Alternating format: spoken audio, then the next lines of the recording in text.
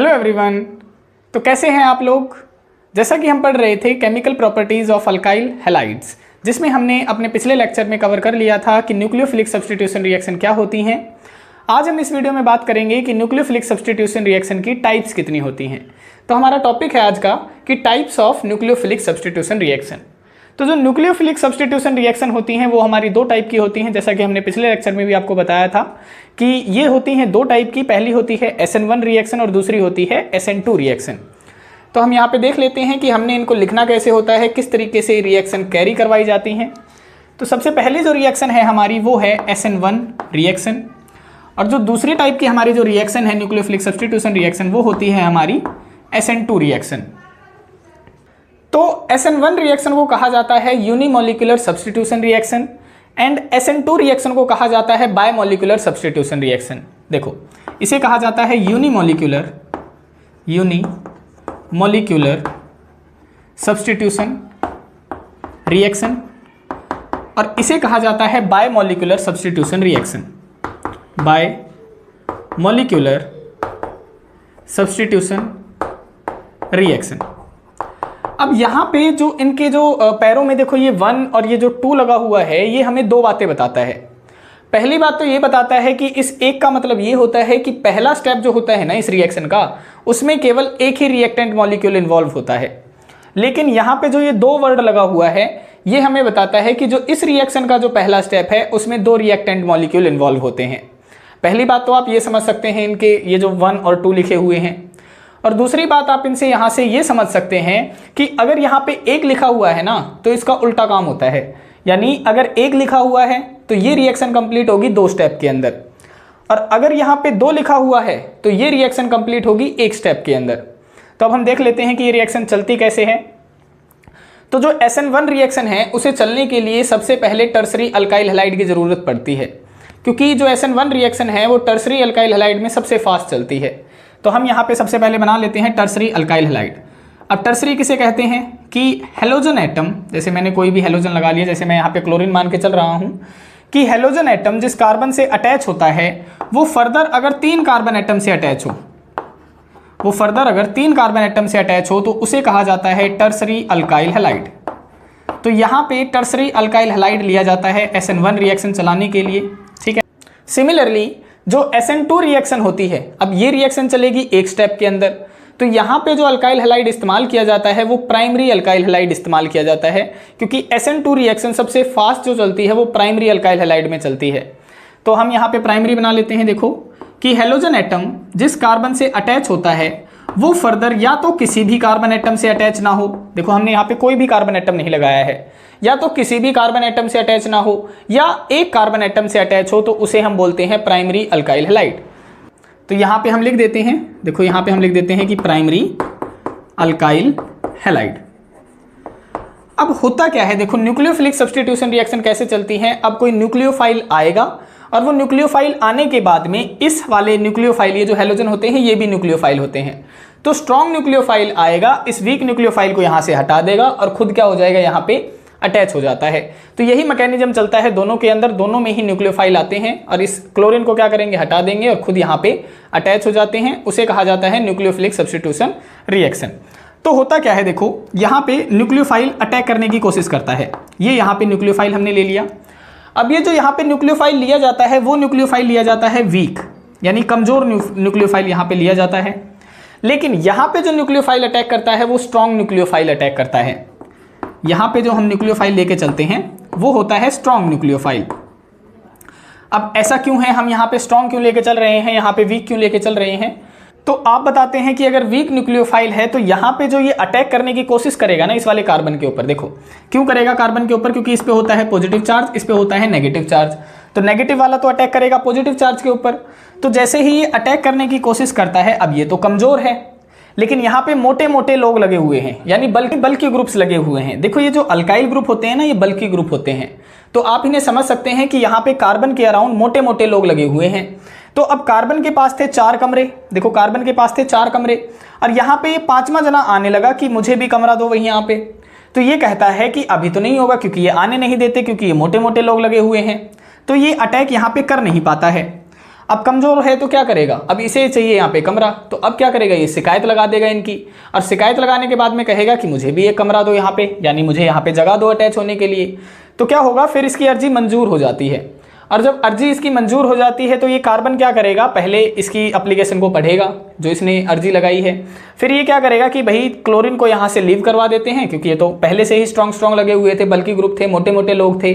तो ये क्या करता है, पहले यहाँ से क्लोरीन को बाहर निकलवा देता है, और जब क्लोरीन को बाहर निकलवा देता है तो क्या होता है, यहाँ पे कार्बोकटायन बन जाता है। देखो ये जो है ना, यहाँ पे कटायन रह जाता है, यानी पहले क्या होगा, पहले ये अटैक नहीं करता है, पहले यहाँ से क्लोरीन बाहर निकल जाएगा इस तरीके से। तो यहाँ पे क्लोरीन निकल गया बाहर, अब क्या बन जाएगा, देखो ये इस तरीके से बन जाएगा, कार्बन के ऊपर आ गया पॉजिटिव चार्ज, यहाँ पे अल्काइल ग्रुप लगा हुआ है, यहाँ पे अल्काइल ग्रुप लगा हुआ है, और यहाँ पे अल्काइल ग्रुप लगा हुआ है। अब क्या होगा, अब इसके पास में एक जगह खाली हो गई, अब न्यूक्लियोफाइल आएगा। अब यहाँ पे कौन अटैक करेगा, दोबारा से न्यूक्लियोफाइल अटैक करेगा, जो ऊपर नहीं कर पाया था, यहाँ पे ये अटैक नहीं कर पाया था। तो अब ये यहाँ पे देखो इसे जगह खाली मिल गई, तो अब ये खुश हो जाएगा, और जब ये खुश होगा तो दोनों तरफ से अटैक करेगा। देखो यहाँ से भी अटैक करेगा इस तरीके से, और यहाँ से भी अटैक करेगा, दोनों पोजीशन से अटैक करेगा। तो यहाँ पे क्या हो रहा है, दोनों साइड से अटैक पॉसिबल होता है, एक तो बैक साइड अटैक और दूसरा front side attack. Front side attack, दोनों साइड से अटैक करेगा, क्योंकि इतना खुश हो गया, इसे जगह मिला तो पीछे वाले दरवाजे से भी आने लगा और आगे वाले दरवाजे से भी आने लगा। तो अब यहाँ पे दोनों साइड से अटैक कर रहा है, तो प्रोडक्ट भी यहाँ पे दो टाइप के बनेंगे, एक बार तो ये पीछे की साइड अटैच हो जाएगा, एक बार ये फ्रंट साइड अटैक हो जाएगा। तो देखो किस तरीके से, एक बार तो इस तरीके से पीछे की साइड अटैच करवा देते हैं न्यूक्लियोफाइल को, ये हमने करवा दिया आर आर और आर, प्लस में एक बार हमने फ्रंट साइड पे अटैक करवा देते हैं, देखो ये हमने फ्रंट साइड पे अटैच करवा दिया आर आर आर। अब यहाँ पे आपको दिख रहा है कि न्यूक्लियोफाइल बैक साइड से ज़्यादा अटैक कर रहा है, इसीलिए मैंने दो एरो दिखाई हैं, और फ्रंट साइड से केवल एक ही साइड से अटैक कर रहा है। तो यहाँ पे क्या होता है, एक बनता है मेजर क्वांटिटी में और एक बनता है माइनर क्वांटिटी में। तो ये जो बैक साइड वाला अटैक ज़्यादा तरीके से हो रहा है, तो ये बनता है मेजर क्वांटिटी में, और ये वाला प्रोडक्ट बनता है माइनर क्वांटिटी में। यानी यहाँ पे दो टाइप के प्रोडक्ट बनते हैं, एक मेजर क्वांटिटी में और दूसरा माइनर क्वांटिटी में। और यहाँ पे आपको एक और चीज़ दिख रही है कि यहाँ पे न्यूक्लियोफाइल राइट साइड में अटैच है, नहीं सॉरी लेफ्ट साइड में अटैच है, और यहाँ पे न्यूक्लियोफाइल अटैच है राइट साइड में। तो यहाँ पे दो टाइप के आइसोमर बनते हैं, एक तो डी आइसोमर होता है, एक एल आइसोमर होता है। तो वैसे तो हम इनका पता नहीं कर सकते कि कौन डी है कौन एल है, लेकिन हम ऐसे सपोज कर सकते हैं कि क्या पता ये राइट साइड में है तो ये डी आइसोमर हो सकता है, और क्या पता ये लेफ्ट साइड में है तो ये एल आइसोमर होता है। ठीक है, तो ऐसी प्रोसेस जिसके अंदर दो टाइप के प्रोडक्ट बनते हैं, एक तो मेजर क्वांटिटी में बनता है, एक माइनर क्वांटिटी में बनता है, या आप ऐसे भी कह सकते हैं कि ऐसी प्रोसेस जिसमें दो टाइप के आइसोमर बनते हैं, एक डी आइसोमर बनता है, एक एल आइसोमर बनता है, तो उस प्रोसेस को कहा जाता है पार्शियल रेसिमाइजेशन प्रोसेस। तो SN1 रिएक्शन के अंदर जो प्रोसेस चलती है उसका नाम है partial racemisation process. Partial racemisation process. तो ये हो गई आपकी SN1 रिएक्शन। सिमिलर तरीके से ही कौन सी रिएक्शन चलती है, SN2 रिएक्शन चलती है। बस यहाँ पे हमने दो स्टेप करके दिखाए हैं। देखो यहाँ पे पहला स्टेप तो ये वाला चल गया, दूसरे स्टेप में न्यूक्लियोफाइल ने अटैक कर दिया, और यहाँ पे जो इंटरमीडिएट बनता है, देखो ये पॉजिटिव चार्ज वाला है ना, तो इसे कार्बोकटायन बोला जाता है भाई, कार्बोकटायन। कार्बोकटायन। तो अब हम देख लेते हैं उस साइड की SN2 रिएक्शन कैसे चलेगी। अब देखो यहाँ पे भी वही काम होगा, लेकिन यहाँ पे इससे अलग काम होगा। वहाँ पे पहले जो न्यूक्लियोफाइल अटैक करने की कोशिश कर रहा था वो हुआ नहीं, यानी पहले स्टेप में इसने लीव किया था, लेकिन यहाँ पे क्या होता है, न्यूक्लियोफाइल स्ट्रॉन्ग लिया जाता है, और यहाँ पे ना कोई बल्कि ग्रुप होता है जो इसको अटैक करने से रोक पाए। तो इसके ऊपर होता है पॉजिटिव चार्ज, इसके ऊपर होता है नेगेटिव चार्ज। तो ये जो न्यूक्लियोफाइल है वो आसानी से इसके ऊपर अटैक करवा पाता है, लेकिन ये क्या करेगा, ये अटैक तो कर देगा, लेकिन यहाँ से ये जो क्लोरीन है वो बाहर भी तो निकलेगा, है ना, क्योंकि ये अटैक करेगा तो ये बाहर निकलेगा, क्योंकि कार्बन तो 4 ही बॉन्ड बना सकता है, 5वां तो बनाएगा नहीं। तो यहाँ पे क्लोरीन गुड लिविंग ग्रुप होने की वजह से ये क्या होता है, ये बाहर निकलने की कोशिश करता है। तो यहाँ पे जो इंटरमीडिएट बनता है वो एक ट्रांजिशन स्टेट बनती है, जिसमें ये वाला बॉन्ड जो होता है न्यूक्लियोफाइल का वो तो अटैच होते हुए दिखाई देता है, और क्लोरीन वाला बॉन्ड क्या होता है, टूटते हुए दिखाई देता है। हमने केमिकल काइनेटिक्स के अंदर पढ़ा भी था कि ट्रांजिशन स्टेट थ्योरी क्या होती है। ये एक इमेजिनरी स्टेट होती है जिसमें पुराने बॉन्ड टूटते हुए और नए बॉन्ड बनते हुए दिखाई देते हैं, लेकिन एक्चुअल में ये एग्जिस्ट नहीं करती।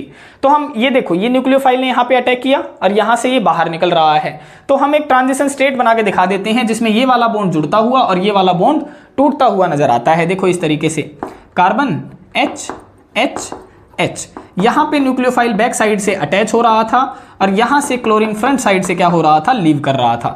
तो यहाँ पे जो न्यूक्लियोफाइल अटैक कर रहा है वो किस साइड से अटैक कर रहा है यहाँ पे, तो आप बताएंगे कि बैक साइड से अटैक करता है SN2 रिएक्शन के अंदर। ये अटैक कर दिया इसने।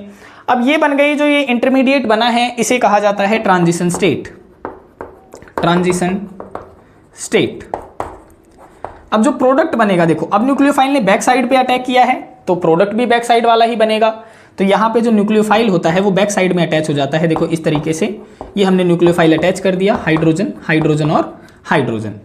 लेकिन यहाँ पे आपको एक चीज दिखाई दे रही होगी कि इधर जब न्यूक्लियोफाइल जो पहले वाला अटैच था वो राइट साइड में अटैच था, लेकिन जब ये रिएक्शन चली तो अब ये न्यूक्लियोफाइल आ गया बैक साइड में। यानी अगर ये डी आइसोमर था, देखो हमने बताया है ना कि अगर हम यहाँ पे अटैच कर रहे हैं तो उसे डी आइसोमर बोल रहे हैं, अगर हम लेफ्ट साइड में अटैच कर रहे हैं तो उसे एल आइसोमर, ऐसा हम मान सकते हैं।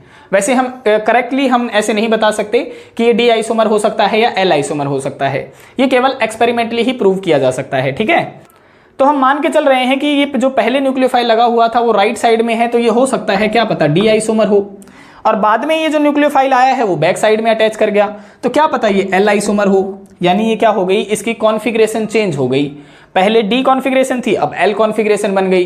तो जो ये प्रोसेस चलती है SN2 रिएक्शन के अंदर जिसमें कॉन्फ़िगरेशन चेंज हो जाती है, उस प्रोसेस को कहा जाता है इन्वर्जन ऑफ कॉन्फ़िगरेशन। तो अगर आपसे पूछें कि SN2 रिएक्शन के अंदर कौन सी प्रोसेस चलती है तो आप बताएंगे इन्वर्जन ऑफ कॉन्फ़िगरेशन। और इसी को कहा जाता है वाल्डन इन्वर्जन। तो ये हो जाती हैं हमारी SN1 और SN2 रिएक्शन। अगर एग्जाम में आती हैं तो हमने ये रिएक्शन लिख के दिखानी होती हैं और इनसे रिलेटेड हमने कुछ डिफरेंसेस भी लिखने होते हैं। तो उन डिफरेंसेस में आप क्या क्या बता सकते हैं, सबसे पहले तो आप यही बताएंगे कि इसे यूनिमोलिकुलर सब्स्टिट्यूशन रिएक्शन कहा जाता है, इसे बायमोलिकुलर सब्स्टिट्यूशन रिएक्शन कहा जाता है। इसके अंदर जो रिएक्टेंट मॉलिक्यूल इन्वॉल्व होते हैं पहले स्टेप के अंदर वो एक ही होता है। इसमें जो रिएक्टेंट मॉलिक्यूल इन्वॉल्व होते हैं वो दो होते हैं। देखो यहाँ पे दो हो रहे थे, ये रिएक्टेंट मॉलिक्यूल था, दूसरा न्यूक्लियोफाइल भी पहली ही रिएक्शन के पहले स्टेप के अंदर क्या कर रहा था, अटैक कर रहा था। तीसरे पॉइंट के अंदर आप बता सकते हैं कि इसमें जब टर्सरी अल्काइल हैलाइड लिया जाता है तो SN1 रिएक्शन ज़्यादा फेवर करती है, इसमें प्राइमरी अल्काइल हैलाइड लिया जाता है तो SN2 रिएक्शन ज़्यादा फेवर करती है।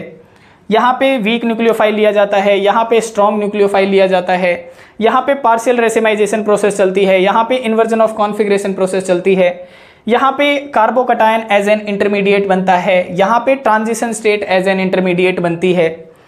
यहाँ पे आप बताते हैं कि बैक साइड और फ्रंट साइड दोनों साइड से अटैक करता है न्यूक्लियोफाइल, यहाँ पे न्यूक्लियोफाइल केवल बैक साइड से अटैक करता है। यहाँ पे दो टाइप के प्रोडक्ट बनते हैं, यहाँ पे केवल एक ही टाइप का प्रोडक्ट बनता है, यहाँ पे एक बनता है मेजर क्वांटिटी में, एक माइनर क्वांटिटी में बनता है, यहाँ पे केवल एक ही प्रोडक्ट बनता है। तो इस तरीके से कई सारे इनके डिफरेंसेस हो जाते हैं। तो अगर एग्जाम में पूछे जाते हैं डिफरेंसेस तो आपने ये रिएक्शन लिख के आनी होती है और डिफरेंसेस लिख के आने होते हैं। अब हम बताते हैं कि ये जो डिफरेंसेस हैं वो एक्चुअल में लिखने कैसे हैं। SN1 रिएक्शन में आप लिखेंगे कि the reaction in which only one reactant molecule is involved in first step of the reaction, कि SN1 के अंदर जो पहला स्टेप होता है रिएक्शन का उसमें केवल एक रिएक्टेंट मॉलिक्यूल इन्वॉल्व होता है। और यहाँ पे अगर आप ओनली वन रिएक्टेंट की जगह पे दो रिएक्टेंट लिख देते हैं तो वो हो जाता है SN2 रिएक्शन का पॉइंट। ठीक है, सेकेंड पॉइंट के अंदर आप बताते हैं कि the order of reactivity among primary secondary and tertiary alkyl halide toward SN1 reaction, कि जो SN1 रिएक्शन होती है उनमें जो रिएक्टिविटी का ऑर्डर होता है अल्काइल हैलाइड के अंदर वो सबसे फास्ट होता है टर्सरी में, फिर सेकेंडरी में एंड देन प्राइमरी में। लेकिन जो SN2 रिएक्शन होती है उसमें ये जो ऑर्डर है वो बदल जाता है, यानी हो जाता है primary secondary and then tertiary, यानी सबसे फास्ट SN2 रिएक्शन चलती है प्राइमरी में। ये वाला जो पॉइंट है वो काफ़ी ज़्यादा इंपॉर्टेंट है, इसके ऊपर क्वेश्चंस भी आते हैं, वो हम देखेंगे अभी कैसे क्वेश्चन अटेम्प्ट करने होते हैं। फर्दर जो थर्ड पॉइंट है उसमें क्या बताया कि जो SN1 रिएक्शन है is more favoured by weak nucleophile. हमने अभी अभी देखा कि जब हम ये रिएक्शन लिख रहे थे तो वहां पे जो हम न्यूक्लियोफाइल लेके चले थे वो वीक न्यूक्लियोफाइल लेके चले थे, क्योंकि SN1 रिएक्शन फास्ट तब चलती है जब वीक न्यूक्लियोफाइल लिया जाता है, और इसमें जो SN2 रिएक्शन चलती है उसमें स्ट्रॉन्ग न्यूक्लियोफाइल लिया जाता है। तो आप वीक न्यूक्लियोफाइल की जगह पे केवल क्या लिख देंगे, स्ट्रॉन्ग न्यूक्लियोफाइल लिख देंगे, बाकी लाइन सेम लिख देंगे आप, ठीक है, कॉपी के अंदर। फोर्थ पॉइंट के अंदर क्या कहता है कि carbocation is formed in SN1 reaction, कि जो SN1 रिएक्शन है उसके अंदर बन रहा था कार्बोकैटायन, लेकिन जो SN2 रिएक्शन है उसके अंदर बन रही थी हमारी ट्रांजिशन स्टेट, हमने अभी अभी देखा। ठीक है, फिफ्थ पॉइंट में कहता है कि both front side and back side attack by nucleophile occur, कि इसमें दोनों साइड से अटैक कर रहा था, बताया ना हमने कि दोनों साइड से अटैक कर रहा था, लेकिन इसमें कौन से साइड से अटैक कर रहा था, केवल बैक साइड से अटैक कर रहा था। सिक्स्थ पॉइंट के अंदर आप लिखेंगे कि partial racemisation takes place due to formation of two product in unequal amount, कि SN1 रिएक्शन में हमने देखा था कि दो टाइप के प्रोडक्ट बन रहे थे, एक बन रहा था मेजर क्वांटिटी में, दूसरा बन रहा था माइनर क्वांटिटी में। तो इस प्रोसेस को हम कहते हैं पार्शियल रेसिमाइजेशन प्रोसेस। लेकिन जो SN2 रिएक्शन के अंदर जो प्रोसेस चलती है उसे कहा जाता है इन्वर्जन ऑफ कॉन्फिगरेशन, यानी इसके अंदर क्या होता है, अगर D आइसोमर है तो L में चेंज हो जाता था, L आइसोमर है तो D में चेंज हो जाता था। ये हमने प्रोसेस अभी अभी देखी है। ठीक है, सेवंथ पॉइंट में आप क्या लिखेंगे कि it is a two step reaction, कि जो SN1 रिएक्शन है वो दो स्टेप की रिएक्शन है और जो SN2 रिएक्शन है वो एक स्टेप की रिएक्शन है। तो ये हो जाते हैं आपके कुछ डिफरेंसेस जो SN1 और SN2 रिएक्शन के ऊपर बेस्ड थे। अब हम देख लेते हैं कि जो हमने बताया था कि रिएक्टिविटी ऑर्डर के ऊपर किस तरीके से क्वेश्चन पूछे जाते हैं वो हम देख लेते हैं। जैसे क्वेश्चन है हमारा कि which will undergo SN2 reaction, कि हमें कुछ एग्जांपल्स दे रखे हैं और इनमें पूछ रहा है कि SN2 रिएक्शन फास्ट किस में चलेगी। देखो सबसे पहला एग्जांपल है, एक हमें ये बेंजाइल क्लोराइड दिया गया है, एक हमें क्लोरोबेंजीन दिया गया है। इसमें देखते हैं कि किस तरीके से SN2 रिएक्शन फास्ट चलेगी। तो हमें पता है कि जो SN2 रिएक्शन का जो ऑर्डर होता है वो होता है प्राइमरी, सेकेंडरी एंड टर्सरी। तो यहाँ पे देखो हेलोजन जिस कार्बन से अटैच है वो फर्दर कितने कार्बन से अटैच है, देखो यहाँ पे जो कोने होते हैं ना उन पे कार्बन अटैच होता है, यहाँ पे ये कार्बन की गिनती होती है। ठीक है, तो हेलोजन जिस कार्बन से अटैच है वो फर्दर एक ही कार्बन से अटैच है, तो अगर वो एक कार्बन से अटैच है तो ये तो हो गया हमारा प्राइमरी अल्काइल हैलाइड। अब यहाँ देखो कि हेलोजन जिस कार्बन से अटैच है वो फर्दर कितने कार्बन से अटैच है, देखो ये वाला हेलोजन है जो इस कार्बन से अटैच है और ये वाला कार्बन फर्दर कितने कार्बन से अटैच है, तो देखो एक ये रहा एक ये रहा, दो कार्बन से अटैच है, तो ये हो जाएगा सेकेंडरी अल्काइल हैलाइड। तो ये हो गया सेकेंडरी। अब यहाँ बताओ प्राइमरी में फास्ट चलेगी SN2 रिएक्शन या सेकेंडरी में, तो यहाँ पे हमें दिख रहा है कि सबसे फास्ट चलेगी प्राइमरी के अंदर, तो यहाँ पे क्या हो जाएगा, ऑर्डर हो जाएगा इसका ये वाला, इसके अंदर सबसे फास्ट चलेगी SN2 रिएक्शन। सिमिलरली अब हम यहाँ पे देख लेते हैं, देखो कि हेलोजन जिस कार्बन से अटैच है वो फर्दर कितने कार्बन से अटैच है, तो आप बताएंगे एक कार्बन से अटैच है। देखो हेलोजन जिस कार्बन से अटैच है वो फर्दर एक कार्बन से अटैच है, तो ये तो हो गया प्राइमरी। अब यहाँ देखो हेलोजन जिस कार्बन से अटैच है वो फर्दर कितने कार्बन से अटैच है, तो ये भी एक ही से है, यानी ये भी प्राइमरी है। तो अब यहाँ पे आ गए दोनों प्राइमरी। तो अब यहाँ पे कैसे पता करें कि SN2 रिएक्शन किस में फास्ट चलती है, तो अब यहाँ पे हम लगाएंगे साइज का कंसेप्ट। हमें पता है जब हम डाउन द ग्रुप जा रहे थे तो साइज क्या होता है, बढ़ता था, और साइज अगर बढ़ता है तो बॉन्ड जल्दी टूट जाता है। तो यहाँ पे आयोडीन जो होता है उसका साइज बड़ा होता है, यानी ये वाला बॉन्ड जल्दी टूट जाएगा, और जो बॉन्ड जल्दी टूट जाएगा वो ज़्यादा रिएक्टिव होगा। तो इस केस में जो ज़्यादा फास्ट SN2 रिएक्शन चलेगी वो आयोडीन के केस में चलेगी, क्लोरीन के केस में नहीं चलेगी। ठीक है, अब हम देखते हैं नेक्स्ट एग्जाम्पल। तो इसमें फिर से वही कंसेप्ट लगाओ कि हेलोजन जिस कार्बन से अटैच है, देखो ये रहा कार्बन और ये फर्दर कितने कार्बन से अटैच है, तो आप बताएंगे एक, दो, तीन, तीन कार्बन से अटैच है। इसका मतलब ये तो हो गया टर्सरी अल्काइल हैलाइड। अब यहाँ देखो हेलोजन जिस कार्बन से अटैच है वो फर्दर कितने कार्बन से अटैच है, तो आप बताएंगे कि ये तो दो कार्बन से अटैच है, तो दो है तो ये हो गया सेकेंडरी अल्काइल हैलाइड। तो अब यहाँ बताओ कि SN2 रिएक्शन फास्ट किस में चलेगी, तो SN2 रिएक्शन फास्ट चलती है primary, secondary and then tertiary. तो सेकेंडरी में फास्ट चलेगी, तो यहाँ पे इसका ऑर्डर हो जाएगा ये वाला, इसमें फास्ट चलेगी, इसमें स्लो चलेगी। अब आपके लिए एक क्वेश्चन है, ये आपका फोर्थ टाइप का जो क्वेश्चन है ये मैंने आपके लिए छोड़ दिया है। ठीक है, इसमें आप बताएंगे कि जो SN2 रिएक्शन है वो फास्ट किस में चलेगी। इसका आंसर आप कमेंट सेक्शन में बताएंगे जल्दी से जल्दी। तो ये था आपका आज का पूरा कंसेप्ट कि न्यूक्लियोफिलिक सब्स्टिट्यूशन रिएक्शन कितने टाइप की होती हैं, कैसे उनके डिफरेंसेस लिखने होते हैं और कैसे उनके ऊपर हमने क्वेश्चन अटेम्प्ट करने होते हैं। तो आशा है आपको आज का लेक्चर समझ में आया होगा। आज के लिए इतना ही, मिलते हैं किसी और वीडियो में किसी और टॉपिक के साथ में, तब तक के लिए बाय बाय, टेक केयर।